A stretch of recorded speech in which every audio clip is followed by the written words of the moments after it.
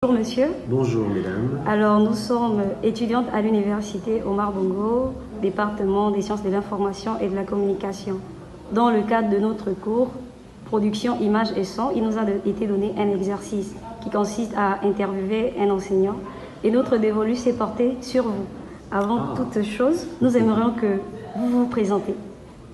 Bon, je me présente, je m'appelle Ricky Nguemaï, enfin je m'appelle Patrick Ricky Nguemaï. On m'appelle affectueusement Monsieur Ricky au département. Qu'est-ce que je peux dire en termes de présentation? Je suis sociologue, anthropologue, politologue, ça fait beaucoup de log, je sais. C'est-à-dire j'ai fait quelques petites études de sociologie, d'anthropologie, de sciences politiques et de démographie. Je suis enseignant au département de sciences de l'info, de sciences de l'info et de la communication depuis 2017, l'année académique 2017-2018. J'ai donné mon premier cours en 2018, mais avant ça, j'ai d'abord, dans une vie antérieure, j'ai enseigné à l'étranger. J'ai enseigné notamment en France pendant 7 ans, de 2010 à 2017. Je suis rentré au Gabon en 2017 où j'ai été recruté à l'université Omar Bongo. Merci monsieur. Monsieur, le problème lié aux effectifs pléthoriques dans le département n'affecte-t-il pas votre travail? Oui et non. C'est vrai qu'il y a des effectifs. De façon générale, à l'université Omar Bongo, on a un problème de salle. C'est-à-dire que nous avons les mêmes locaux, nous utilisons les mêmes locaux depuis 30-40 ans, alors que le nombre d'étudiants a été multiplié par 10 ou par 20 en 40 ans. Donc ça pose effectivement un léger problème à ce niveau-là. On est quelquefois très embêté parce qu'il n'y a pas de salle disponible, parce qu'on utilise les mêmes salles, tous les départements confondus, nous utilisons les mêmes locaux et ce n'est pas toujours évident. Et puis les salles ne sont pas forcément bien équipées, ça pose quelques petits problèmes. Mais ça ne nous empêche pas de faire cours. Ça ne nous empêche pas de faire cours. En tout cas, personnellement, j'ai toujours assuré mes enseignements, j'ai toujours assuré toutes mes heures de cours, même si, effectivement, nous sommes quelquefois confrontés à ces problèmes d'effectifs pléthoriques où on se retrouve avec une petite salle de classe alors que nous avons 200 étudiants, voilà. Et on ne sait pas comment les contenir dans des petites salles de classe. Mais ça ne nous empêche pas de faire cours correctement. Monsieur, en tant qu'enseignant à l'université de Montréal, quel conseil pourriez-vous donner aux étudiants pour faciliter leur réussite? Oui. Qu'est-ce que je peux bien dire? Bon, en tant qu'enseignant, en tant que père, en tant qu'élu, je dirais aux étudiants de travailler. En tant que père, en tant qu'élu, je dirais aux étudiants de travailler. Je pense, c'est mon avis, ça n'engage que moi, il n'y a pas de place pour les touristes à l'université. Il n'y a pas de place pour les blagueurs à l'université. Il n'y a pas de place pour les feignants à l'université. Il n'y a pas de place pour les plaisantins à l'université. Pour réussir dans ces études, et donc tout ce qu'on entreprend dans la vie de tous les jours, il faut de la rigueur, il faut de la discipline, il faut de la motivation, il faut de la patience. La réussite, c'est ça. La rigueur, la discipline, la patience. Alors, Monsieur Ricky Nguemaï, quelles orientations donneriez-vous aux étudiants en quête de stage? Qu'est-ce qu'on peut donner comme conseil, orientation aux étudiants? C'est souvent difficile, surtout les étudiants qui sont en licence droit professionnel ou en master professionnel, qui cherchent des stages. Ce n'est pas évident. Ce n'est pas toujours évident. D'abord, premier conseil que je peux leur donner, chercher des stages tout de suite. On ne cherche pas les stages à la fin du semestre, à la fin du premier semestre. Commencez à chercher les stages tôt. Et déposer des dossiers partout.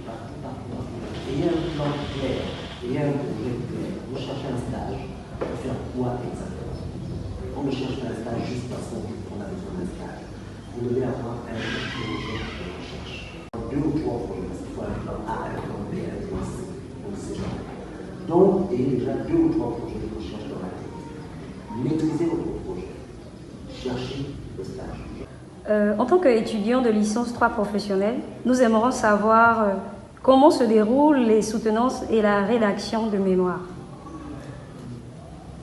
Bon, oui, c'est une question délicate et pertinente en même temps. Comment se passe la rédaction du mémoire?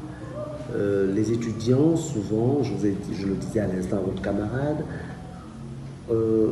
quand vous avez trouvé le stage, dès la première semaine, dès les premiers jours de stage, vous commencez à prendre des notes.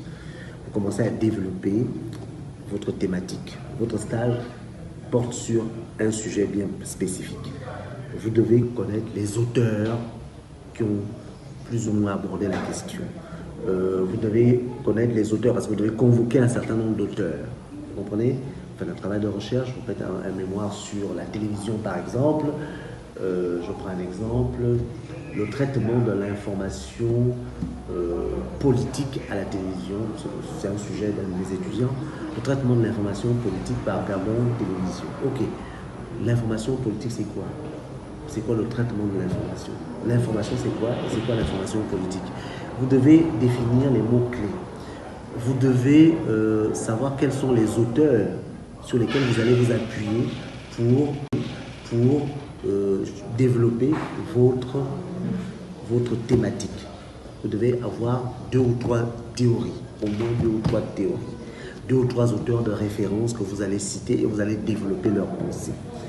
Donc, et ça, vous n'avez pas besoin d'arriver à 3 mois de stage pour ça. C'est-à-dire, dès les premières semaines, dès le choix de votre sujet, vous devez déjà savoir quels sont les auteurs sur lesquels je vais m'appuyer. Quels sont les auteurs que je vais devoir convoquer, pour enrichir mon travail. Vous comprenez? Et vous devez déjà commencer à rédiger. L'introduction, ça ne se rédige pas tout de suite. Hein. Bon, ou du moins, vous pouvez faire une espèce d'ébauche d'introduction. Mais l'introduction définitive, ça se rédige à la fin. Parce que l'introduction, elle est susceptible d'être revue et corrigée. Vous comprenez? Donc, vous pouvez commencer par une espèce d'ébauche d'introduction. Mais après, vous commencez par la première partie. Le cadre théorique. Quels sont les auteurs? Quelles sont les théories sur lesquelles vous appuyez? Le cadre méthodologique. Quelle est la méthode d'enquête que vous allez utiliser? Est-ce que vous faites un travail d'observation? Est-ce que vous faites un travail? Est-ce que vous faites des questionnaires? Est-ce que vous faites des entretiens? Est-ce que vous faites de la recherche documentaire? Est-ce que vous faites des sondages? Quelle est la méthode d'enquête que vous allez utiliser pour enrichir, pour étoffer justement votre enquête? Là, c'est la première partie de votre enquête. Là, c'est la première partie de votre mémoire. Après, vous avez la deuxième partie de votre mémoire qui est le stage proprement dit. Comment s'est passé votre stage? C'est la présentation d'abord, la présentation de la structure d'accueil. Ensuite, votre stage s'est passé comment? Et enfin, vous terminez par les résultats de votre enquête. Vous avez fait des enquêtes, vous avez fait des entretiens, vous avez fait des questionnaires. Vous avez abouti à quel résultat? Et puis vous terminez aussi votre mémoire de stage, vous le terminez par un projet professionnel. Vous avez un projet professionnel. Le projet professionnel doit avoir plus ou moins un rapport avec votre entreprise d'accueil ou votre sujet de mémoire. Votre projet professionnel doit avoir un lien plus ou moins direct avec votre structure d'accueil ou votre projet ou votre sujet de mémoire. Vous comprenez? Bon, quand vous avez fini de rédiger votre rapport, votre mémoire de stage, votre mémoire doit être validée par votre directeur. Donc, le conseil que je donnerai aux étudiants, c'est d'être en relation permanente avec votre directeur de mémoire. C'est lui qui vous encadre. Régulièrement, vous devez lui envoyer des messages. Votre directeur de mémoire. C'est lui qui vous encadre. Régulièrement, vous devez lui envoyer des messages. Régulièrement, vous devez écrire des choses, vous lui remettez, il corrige. Ne disparaissez pas. Et c'est le conseil que je donne. C'est vraiment quelque chose que nous remarquons avec certains étudiants. On a des étudiants qui disparaissent pendant 2 mois, 3 mois, 4 mois. On ne les voit pas. On ne les voit pas. On ne sait pas où ils sont. Et puis ils reviennent soudainement comme un cheveu sur la soupe. Ils débarquent avec un mémoire déjà écrit, un mémoire que nous n'avons pas dirigé. Le directeur de mémoire doit avoir dirigé votre mémoire. Il doit l'avoir dirigé. Ça veut dire qu'il doit l'avoir lu, il doit vous avoir suivi. Il doit vous suivre. Or, si vous disparaissez pendant 4 mois, ça laisse vraiment un mauvais souvenir à votre directeur. Et ça fausse complètement vos rapports. Donc, soyez des étudiants motivés, travailleurs, présents. Soyez présents. C'est censé être votre travail. Donc, c'est vous qui présentez votre travail. Alors, votre travail, vous serez évalué sur la forme, sur le fond et sur la présentation. C'est-à-dire quoi? Ça veut dire qu'on va évaluer votre travail, votre mémoire, on va évaluer la présentation, on va vérifier si vous maîtrisez votre sujet. Parce que vous pouvez venir, vous pouvez avoir téléchargé sur Internet un mémoire qui a été soutenu en Côte d'Ivoire ou qui a été soutenu en France ou au Canada. Un mémoire qui n'est pas de vous. Peut-être que votre mémoire a été écrit par votre directeur de mémoire. Peut-être que votre mémoire a été écrit par votre grand frère ou votre grande sœur ou votre copain ou votre copine. On n'en sait strictement rien. Vous devez prouver que c'est vous-même qui avez écrit le mémoire. Mais vous devez maîtriser votre sujet. Ça veut dire que quand on va vous poser des questions, il faut qu'on sache, il faut qu'on sente que vous maîtrisez le sujet. Donc, je commence ma carrière d'enseignant, c'était en France. Et je rentre dans une salle. Il y avait 160 personnes, étudiants dans la salle. Vous imaginez, vous rentrez dans une salle. Moi, je pensais que j'allais avoir 10 étudiants. Ils étaient 160 ou 170 étudiants. Et on vous demande, et tous vous regardent. Et on vous demande de parler, de venir présenter votre matière. Vous devez faire un cours pendant 3 heures.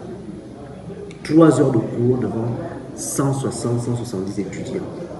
Et là, vous stressez, vous paniquez. Parce que c'est un exercice qui est difficile.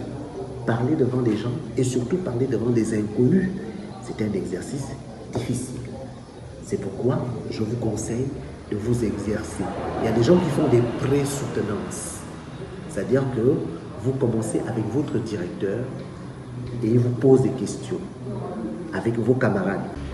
Nous sommes parvenus au terme de cet entretien et nous vous disons merci, monsieur. Je vous en prie.